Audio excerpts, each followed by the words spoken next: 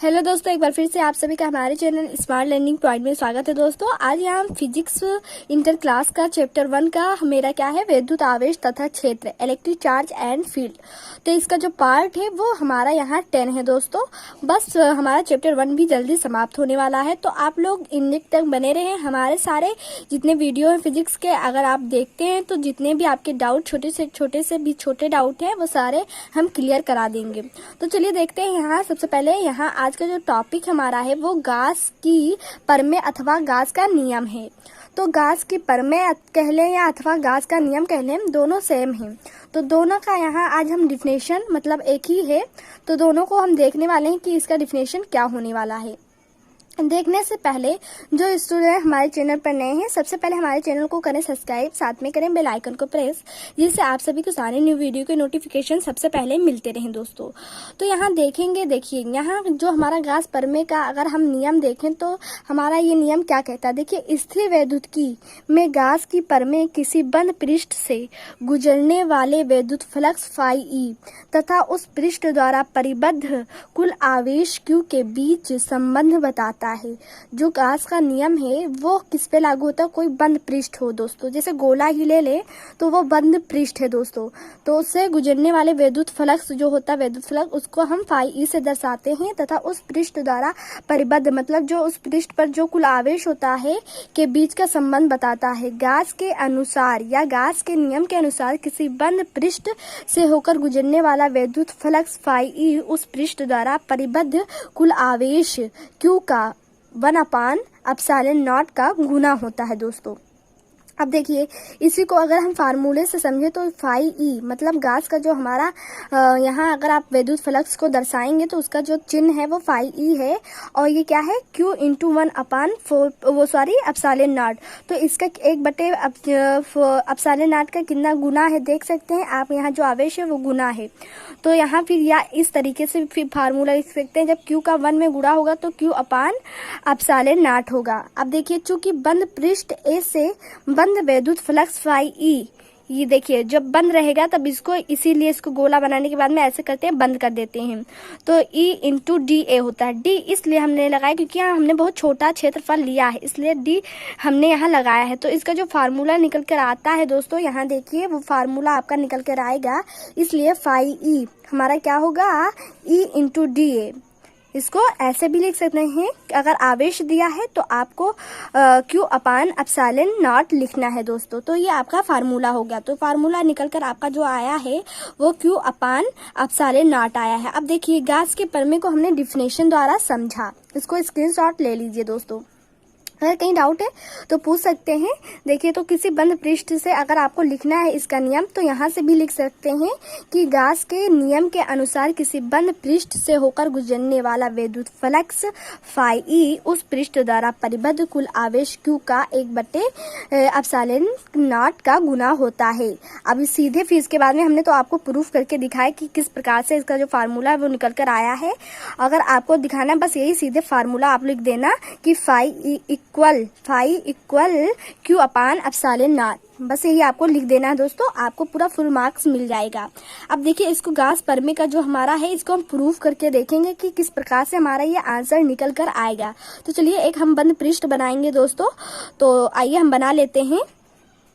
देखिए दोस्तों, अब इसी को हमको प्रूफ करना है। सबसे पहले इसमें देखिए हमने क्या माना है, हमने गैस का नियम यहाँ हमको प्रूफ करना है। तो जैसे कि आप लोग गैस का नियम का हमने डिफिनेशन आप लोग को बताया था स्टूडेंट की, हमने बताया था कि जो बंद पृष्ठ होता है, जब कोई बंद पृष्ठ होता है और उस पर विद्युत फ्लक्स तथा पृष्ठ द्वारा परिबद्ध कुल आवेश के संबंध के को ही हम क्या कहते हैं, विद्युत फ्लक्स गैस का नियम कहते हैं। तो यहाँ वही हम जब वहाँ वो फार्मूला हमारा निकल कर आया वही हमको यहाँ प्रूफ करना है। तो देखिए, यहाँ सबसे पहले हम यहाँ लिखेंगे, जो ये हमको प्रूफ करना हमने पहले ही यहाँ लिख दिया है कि इसी को हमको लास्ट में लाना है कि किस प्रकार से इस नियम से निकलता है। तो सबसे पहले यहाँ समझिए कि हमने यहाँ क्या माना है, माना कि एक बिंदु Q है प्लस Q है, एक बंद पृष्ठ जो है, ये बंद पृष्ठ है दोस्तों, जिसे हम बंद पृष्ठ का अगर क्षेत्रफल कह लें तो इसके भीतर बिंदु O, यहाँ देखिए बिंदु हमने O मान लिया है। क्या मान लिया है, बिंदु O मान लिया है।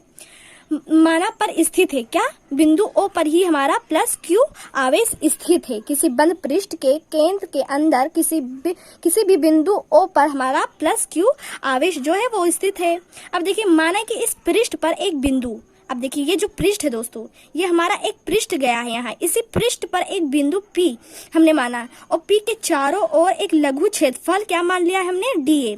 तो P के अगर चारों ओर हम देखें तो क्षेत्रफल जो हमने सबसे छोटा इसलिए यहाँ D मानते हैं, क्योंकि इसको बहुत छोटा सूक्ष्म मानने के लिए D लगाया जाता है, इसलिए हमने इसे DA माना है दोस्तों। तो इतना आपको समझ में आ रहा होगा। अब देखिए यहाँ हमने क्या किया है, माना कि जो हमारा O और P है, O और P की जो दूरी है वो R हो गई है। क्या?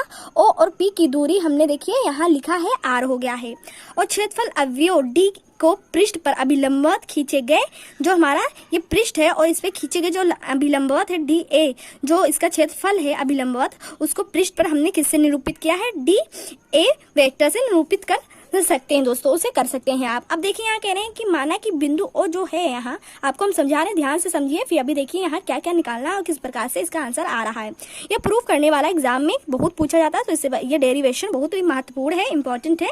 तो देखिए, ओ पर स्थित आवेश जो हमारा प्लस क्यू है के कारण बिंदु P पर वैद्युत क्षेत्र क्या उत्पन्न होता है, वैद्युत क्षेत्र, आप लोग जानते हैं वैद्युत क्षेत्र वेक्टर E से निरूपित करते हैं। तो बिंदु O के कारण बिंदु P पर क्या, बिंदु जो O है उस पे जो प्लस क्यू है के कारण बिंदु P पर वैद्युत क्षेत्र हमारा क्या उत्पन्न होता है, वेक्टर E उत्पन्न होता है, जो कि OP के क्या है, OP के अनुदिश है। क्षेत्रफल DA, जो हमारा क्षेत्रफल ये DA है दोस्तों, DA से गुजरने वाला बाहर की ओर को दिष्ट विद्युत फ्लक्स है। अब देखिए दोस्तों, इतना आपको समझ में आया कि हमने बंद पृष्ठ लिया, बंद जो गोला था हमारा, बंद पृष्ठ था, उस पे हमने यहाँ बीच में कोई बिंदु माना, उसी बिंदु पर हमने आवेश रख दिया, उसके पृष्ठ से कुछ अभिलंब दूरी पर P है और उसी पर हमको विद्युत क्षेत्र की तीव्रता ज्ञात करनी है। अब देखिए यहाँ हेडिंग हम सबसे पहले डालेंगे। हमने ये भी बताया कि DA क्या है, E क्या है, और जो हमारा D और E के बीच में कोण बनता है उसे हम थीटा मान लेते हैं। क्या मान लेते हैं, थीटा मान लेते हैं। अब चलिए इसी को हम यहाँ सिद्ध करने वाले हैं। यहाँ हेडिंग डालेंगे, सबसे पहले हम क्या डालने वाले हैं, देखिए स्टूडेंट, अब देखिए हमको प्लस जो हमारा क्यू आवेश है उसी के द्वारा हमको किस पे, यहाँ हमको P, ये हमारा P है, P पर हमको क्या ज्ञात करना है, बिंदु P पर वैद्युत क्षेत्र की तीव्रता ज्ञात करनी है। सबसे पहले ये आप लोग वैद्युत क्षेत्र की तीव्रता जानते होंगे, तो वैद्युत क्षेत्र के अगर फार्मूले से अगर तीव्रता देखें दोस्तों, तो इसका हमारा क्या निकलेगा, अगर P पर वैद्युत क्षेत्र की तीव्रता है तो E इक्वल 1/4 पाई, देखिए 4 pi epsilon naught into Q अपान R का होल स्क्वायर, ये हमारा वैद्युत क्षेत्र की तीव्रता है। जो स्टूडेंट हमारे पिछले वीडियो को देख रहे होंगे वो समझ में उनको आया होगा कि वैद्युत क्षेत्र का जो फार्मूला होता है यही होता है। तो हमारा ये हो गया दोस्तों, हमको प्लस क्यू के कारण बिंदु P पर वैद्युत क्षेत्र की तीव्रता ज्ञात करनी थी, तो ये हमारा निकल कर आया। अब देखिए क्षेत्र अवयव, जो हमारा क्षेत्र अवयव है DA के द्वारा बिंदु हमको कहा, बिंदु OP पर आंतरिक घन कोण, यहाँ जो हमारा ये दोस्तों ये आप देख रहे हैं, इसके द्वारा जो कोण बन रहा है इसको हम क्या कहेंगे, घन कोण। और घन कोण को हमने आपको फार्मूला और उसका डिफिनेशन बताया था कि घन कोण को क्या कहते हैं दोस्तों, और उसका फार्मूला किस प्रकार से होता है। तो इसको हम क्या माना, सबसे छोटा कोण बन रहा है इसलिए इसे डी ओमेगा मानेंगे दोस्तों। तो अब इसको हम इस पर देखेंगे कि डी ओमेगा जो हमारा इस पे है, इस पर क्या आंतरिक घन कोण का क्या होगा। तो घन कोण का आप लोगों ने फार्मूला समझा है पिछले वीडियो में हमारे लेक्चर 9 में। तो जो स्टूडेंट लेक्चर 9 को नहीं देखे तो जाकर उसे देख सकते हैं। अब देखिए हमको यहाँ इसको डी ओमेगा पर हमको इसका क्या ज्ञात करना है, घन कोण। तो यहाँ हम हेडिंग सबसे पहले डालेंगे। तो देखिए स्टूडेंट, हमने यहाँ क्या डाला हेडिंग, हमने डाला क्षेत्रफल अवयव। तो क्षेत्रफल अवयव मतलब जो सबसे छोटा क्षेत्रफल हमारे यहाँ डी वेक्टर ए है उसके द्वारा बिंदु ओ पर, यानी कि यहाँ जो हमारा क्या बन रहा है, यहाँ जो हमारा घन कोण बन रहा है आंतरिक, इसके द्वारा हमारा जो कोण इस पे बनेगा क्षेत्रफल अवयव के कारण, उसको हम क्या कहेंगे। तो इसका घन कोण का आप लोग फार्मूला जानते हैं कि इसका फार्मूला जो होता है वो उसको हम क्या करते हैं, डी ओमेगा। डी ओमेगा इसलिए हमने डी यहाँ लिखा क्योंकि सबसे छोटा कोण बनेगा, इसलिए डी हम लगाएंगे, लास्ट में हट जाएगा डी। तो डी ओमेगा हो गया। अब देखिए यहाँ डी ए कॉस थीटा, क्योंकि हमने यहाँ आंतरिक घन कोण की बात की है इसलिए कॉस थीटा हम लगाएंगे। तो हमारा आर का होल स्क्वायर। अब ये क्या हो गया, आंतरिक घन कोण का फार्मूला हो गया।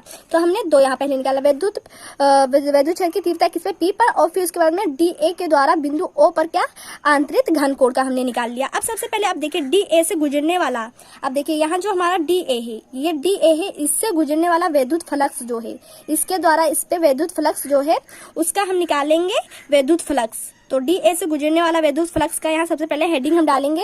देखिए फ्रेंड्स, आपको सबसे पहले इसको समझना है। समझने के बाद में आपको एक एक स्टेप इसे याद रखना। पहले पी पर विद्युत क्षेत्र की तीव्रता, फिर घन कोण, फिर विद्युत फ्लक्स, डी ए से गुजरने वाला विद्युत फ्लक्स। तो विद्युत फ्लक्स को आप जानते हैं, हम इसे विद्युत फ्लक्स को फाई ई से प्रदर्शित करते हैं। अभी हमने आपको गॉस नियम में ही बताया था कि विद्युत फ्लक्स फाई ई, तो हमको फाई ई का यहाँ मान निकालना है। तो सबसे पहले यहाँ देखेंगे हम डी ए से गुजरने वाला विद्युत फ्लक्स का जो फार्मूला होगा वो क्या होगा। तो यहाँ देखिए, सबसे पहले ये देखिए, हमने इसको आपको बहुत ही इजीली बताने की कोशिश की है। ज्यादा इसमें हमने पोथी नहीं लिखवाया है, क्योंकि एग्जामिनर जो होता है वो आपके एग्जाम में प्रूफ फलक सिद्ध करने वाला ज्यादा वो देखता है। ये नहीं देखता आपने उसमें पोथी क्या गाई है। सबसे पहले वो देखता है कि जो स्टूडेंट है वो सबसे पहले उसमें क्या क्या माना है। अगर आपका सबसे पहले उसमें फार्मूला सही है और सिद्ध आपने लास्ट में कर दिया है तो आपको एग्जामिनर पूरा फुल मार्क्स देगा। तो इसलिए हम आप सबसे कहना है कि आप सब लोग सबसे पहले इसे समझिए कि क्यों, किसके कारण क्या निकला है। तो यहाँ देखिए, डी ए से गुजरने वाला विद्युत फ्लक्स, तो हम ये विद्युत फ्लक्स को जानते हैं। अभी हम आपको गॉस के नियम में ही बताए थे कि डी फाई ई, तो डी ए को जानते हैं कि हमने डी का यूज यहाँ क्यों किया है। अब देखिए, वेक्टर विद्युत क्षेत्र की तीव्रता की बात जो यहाँ है विद्युत फ्लक्स, वो हो जाएगा यहाँ वेक्टर ई इंटू डी ए। तो वेक्टर डी ए हो गया। इसके बाद में अब देखिए, यहाँ हमारा विद्युत फ्लक्स के यहाँ जो बन रहा है, यहाँ देखिए डी ए के द्वारा विद्युत क्षेत्र की तीव्रता, हमने यहाँ कहा था कि इसके बीच में जो होगा उसे हम थीटा मानेंगे। तो जब हमने थीटा माना तो यहाँ हम पहले लिखेंगे, देखिए अब यहाँ हो जाएगा d phi E equal E into d A, और देखिए थीटा बनना तो इसलिए हम कॉस थीटा लिखेंगे। तो ये कॉस थीटा हो गया मेरा दोस्तों। इतना आपको समझ में आया होगा, आई होप। अगर आपको समझ में आ रहा है तो इस वीडियो को लाइक करें और शेयर करें। अब देखिए, लास्ट में हम क्या करेंगे, लास्ट में हमको यहाँ क्या करना है। अब इसी को जो मान है, अब यहाँ स्टेप आपको सारा सब कुछ दिया गया है, बस थोड़ा सा दिमाग लगाना है। अब देखिए, ई की वेक्टर ई, तो वेक्टर ई है हमारा, उसका आप लोगों ने पहले ही यहाँ मान निकाल लिया है। तो इसके स्थान पर इसको हम उठाकर रख देंगे। तो यहाँ हम लिखेंगे, ये देखिए डी फाई ई इक्वल, ई के स्थान पे हमको यही रख देना। क्या, ई के स्थान पे यही रख देना है। इसे ध्यान से दिमाग में बैठाइए। ई के स्थान पर हमको ये वाला फार्मूला ई का निकला है, तो इसलिए यहाँ रख देंगे। तो इसका जो निकला है वो है 1/4 pi epsilon naught into Q upon R का होल स्क्वायर। अब हमारा बचा क्या, डी ए कॉस थीटा। तो डी ए कॉस थीटा हम यहाँ लिख देंगे, डी ए कॉस थीटा। इतना आपको समझ में आया होगा। अब देखिए, नेक्स्ट स्टेप आपको क्या लगानी है, यहाँ से समझिए। अब 1 के साथ हमारा इधर क्यू आ जाएगा, इसके साथ हम गुणा कर लेंगे। तो ये हमारा क्या हो जाएगा, यहाँ से ध्यान से देखिए, d phi E equal Q upon 4 pi epsilon naught, और ये हमारा इसके स्थान पे आएगा। तो ये हो गया d A cos theta upon R का होल स्क्वायर। इतना आपको समझ में आया। बस 3 ही स्टेप यहाँ निकालना था। आपने विद्युत क्षेत्र की तीव्रता निकाल ली है, फिर इसके बाद में घन कोण निकाल लिया, फिर विद्युत फ्लक्स का जो फार्मूला था वो रखा है, फिर उसके बाद में यही सब अभी मान यही दोनों को उठाकर इसी फार्मूले में रखते जाना है। तो यहाँ देखिए, इतना हो गया आपका। अब देखिए, सबसे पहले यहाँ से ध्यान से आपको क्या देखना है। अब d A cos theta upon R का होल स्क्वायर, ये पूरा हम क्या लिख सकते हैं, क्या लिख सकते हैं, डी ओमेगा। तो चूंकि यहाँ लिख सकते हैं, चूंकि d A cos theta upon R का अगर होल स्क्वायर देखा जाए तो इसे डी ओमेगा भी लिख सकते हैं। तो यहाँ हमने ये लिख दिया आपको कि किस प्रकार से ये आया है। तो यहाँ अगर हम यूज कर लें, यहाँ डी ओमेगा अगर लिख दे तो क्या हमारा निकल कर आएगा, यहाँ देखिए डी फाई ई इक्वल बराबर होगा, फिर यहाँ आप क्या लिखेंगे, Q upon 4 pi epsilon naught, और इसके स्थान पर अगर पूरे के स्थान पर देखें तो हमको क्या लिखना है, डी ओमेगा। तो हमारा डी ओमेगा हो जाएगा। देखिए स्टूडेंट, यहाँ आपने क्या किया, अब इतना आपका आ गया। अब हम अगर कुल विद्युत फ्लक्स निकालें तो विद्युत फ्लक्स कुल निकालने के लिए आप क्या करेंगे, यहाँ ध्यान से देखिए, इंटीग्रेशन उसका कर देते हैं, समाकलन कर देते हैं, तो फाई ई हो जाएगा। यहाँ से आप डी हटा सकते हैं। कुल विद्युत फ्लक्स की बात यहाँ कह रहा है, तो यहाँ इंटीग्रेशन अगर लगाएंगे आप, इंटीग्रेशन, उसके बाद में ये क्या है, इंटीग्रेशन का चिन्ह है समाकलन का। अब देखिए, यहाँ 4 पाई एप्सिलॉन नॉट और डी ओमेगा था, इसका हमने क्या कर दिया, इंटीग्रेशन कुल वैद्युत फ्लक्स के लिए कर दिया। अब इसमें Q अपान 4 पाई एप्सिलॉन हमारा निकल आएगा बाहर। ये भी आप लोग जानते हैं क्यों निकल आएगा, ये हमने आपको पिछले वीडियो में बताया है। अब देखिए ये हमारा जब ये निकल आएगा तो यहाँ से Q upon 4 pi epsilon not हो जाएगा। फिर इसके बाद में यहाँ अंदर हमारा सिर्फ क्या बचेगा, डी ओमेगा। क्या बचा, डी ओमेगा। इतना आपको समझ में आया कि अंदर क्या बचा, डी ओमेगा बचा। आप लोग जानते हैं स्टूडेंट कि हमारा जो ये देखिए यहाँ देखिए चूंकि हमारा जो यहाँ फाई क्या है, फाई डी ओमेगा, उसका मान कितना होता है, 4 पाई होता है। कितना होता है, 4 पाई। ये तो आप लोग जानते ही होंगे। तो देखिए इसमें रखने पर तो इसके स्थान पे हम इतना 4 पाई रख सकते हैं। तो ये पूरे का हम मान रखेंगे 4 पाई। तो यहाँ देखिए 4 पाई अगर हम रखेंगे तो हमारा अगर यहाँ देखिए फाई ई इक्वल क्या हो जाएगा, phi E equal Q upon 4 pi epsilon naught हमारा बाहर निकल आया था। और अगर हम पूरे को हम अगर 4 पाई यहाँ लिखते हैं, क्या 4 पाई, तो 4 पाई से 4 पाई कट जाएगा, कैंसिल हो जाएगा। तो हमारा अगर देखें तो क्या बचा, Q अपान एप्सिलॉन नॉट। तो देखिए यही आपका निकल कर यहाँ आया है। क्या, तो अगर यहाँ देखें तो phi E equal Q upon epsilon naught. ये आपका ये क्या हो गया, तो आपको यही प्रूफ करना था दोस्तों। तो आप डायग्राम द्वारा यहाँ डेरिवेशन इसका करना था। तो स्क्रीनशॉट ले लीजिए। कहीं अगर आपको नहीं समझ में आ रहा है तो तुरंत कमेंट्स द्वारा पूछिए, आपको बताया जाएगा। तो यहाँ ये प्रूफ करना था। हमने क्या बनाया, इसी नियम के द्वारा हमने आपको बताया था, कोई बंद पृष्ठ होता है, गॉस के नियम के अनुसार कोई बंद पृष्ठ पर हमको वैद्युत फ्लक्स अगर निकालना है तो इसी प्रकार से आप निकाल लेंगे। तो प्लस Q के द्वारा हमने P पर विद्युत क्षेत्र की तीव्रता ज्ञात कर ली। फिर इसके द्वारा घन कोण हमने ज्ञात कर लिया। ज्ञात करने के बाद में हमने क्या किया, ds से गुजरने वाला वैद्युत फ्लक्स हमारा था इतना। फिर E के स्थान पर हम इसका मान, ये दोनों का मान रखते चले गए हैं दोस्तों। तो इसके साथ इसका ले लीजिए। यहाँ भी आपको बताएं कि इसका पूरा क्या क्या कर लिख सकते हैं हम। अब देखिए इसका भी स्क्रीनशॉट ले लीजिए कुल वैद्युत फ्लक्स का। तो इतना आपको समझ में आया होगा।